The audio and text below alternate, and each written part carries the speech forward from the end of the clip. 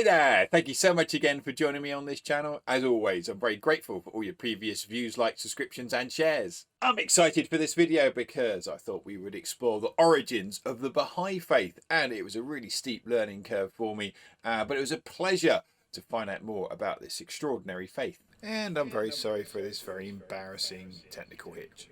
Baha'i began in what we now know as Iran. Back then it was called Persia, and it was under the rule of the Qajar dynasty. A man by the name of Baha'u'llah, which means glory of God, believed that he was the manifestation of God. He also said that there was a predecessor known as the Bab, which means gate, again a gateway to God. Baha'u'llah said that he was not the final manifestation of God and that there would be more to follow. Being a manifestation of God is a really core idea in the Baha'i faith. The word manifestation means to show or publicly reveal. In other words, certain individuals throughout history in the Baha'i faith have been pointers, directors to who God is. Some of these individuals are familiar from other religious traditions too. Moses, Abraham, Krishna, Buddha are all revered as manifestations of God in the Baha'i faith.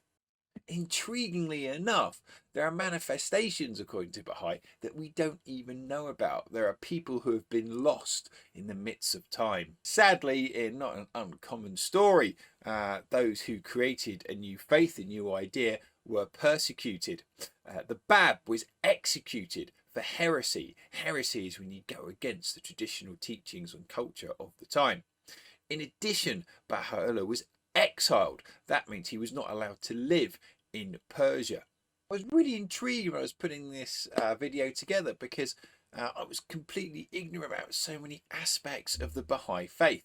So what are some of its core ideas? Well, first of all, it's monotheistic. That means a belief in one God. All of creation and the entire universe belongs to him.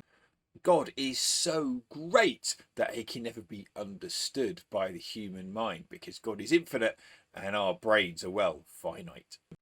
This beautiful piece of calligraphy symbolizes the Baha'i belief of one God. An aspect which is absolutely fascinating is how Baha'u'llah said that all the religions of the world come from God.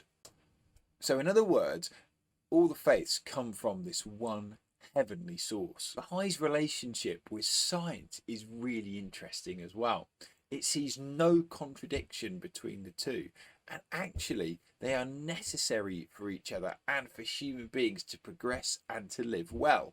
The eldest son of Baha'u'llah, who took on the mantle of guiding and steering the religion, said this. You know I'm going to be quoting because I'm going to be looking down at another screen. Baha'u'llah says, should a man try to fly with the wing of religion alone, he would quickly fall into the quagmire of superstition, whilst on the other hand, with the wing of science alone, he would also make no progress, but fall into the despairing slough of materialism.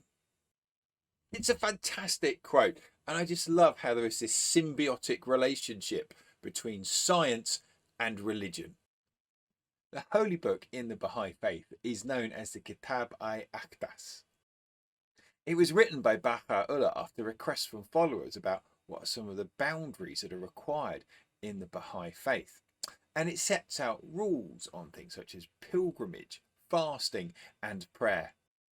Of course, for any faith it would be possible to outline every single belief, but there are a few that I just wanted to explore. So, first of all, there are no food laws in the Baha'i faith, although alcohol is not permitted. Both men and women should dress and behave modestly.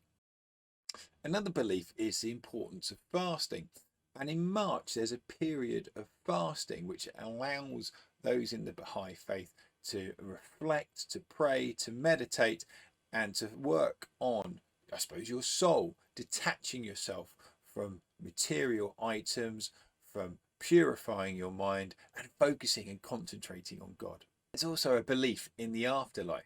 Your soul is created at the moment you are inside the womb. and then you will go, when you die, to an eternal realm. There's a lovely image of your being like a lamp. Your body is the lamp and your soul is the light. The symbol of the Baha'i faith is a 9-pointed star. Sometimes you'll see it as it is here on the left without any other religious symbols around it, or you might see it as it is on the right with 9 other symbols around each of the points. As you can see, as well as the Baha'i faith, other religions are represented around that 9-point star. In other words, where other manifestations of God have appeared to help direct, inform and guide humanity towards God. So, as well as the calligraphy representing the greatest name, there is also a 5-point star which has significance. Places of worship in the Baha'i faith are known as houses of worship, and they have 2 requirements. They must have a dome shape and it must be 9-sided, which goes back to the 9-pointed star. The sides are symbolic of the essential unity underpinning the great religions of the world. This is in Germany, and as you can see, it has 540 diamond-shaped windows. Anyone is welcome into a house of worship. Intriguingly enough, there aren't any sermons. Instead, what is permitted are readings from the holy text. This house of worship is in India, and you can see it has the dome. It has 9 sides, and it's based on a lotus flower. As you know, the lotus flower is a traditional religious symbol. In Buddhism, petals represent an open mind. It really is a stunning piece of architecture. I really enjoyed looking at the different styles of architecture for the houses of worship. Here we are in the United States of America. In the Baha'i faith, there are no clergy, there are no sacraments, and there are no rituals. Instead, there are really only 3 things that are expected of those who follow the Baha'i faith. Firstly, there are obligatory daily prayers. There's the reciting of a prayer for those who have passed away at a funeral, and there's a very, very simple marriage rite. One of the reasons why rituals are avoided in the Baha'i faith is that there's an argument that they become meaningless and that the actions become more meaningful than the actual spiritual message they're supposed to carry.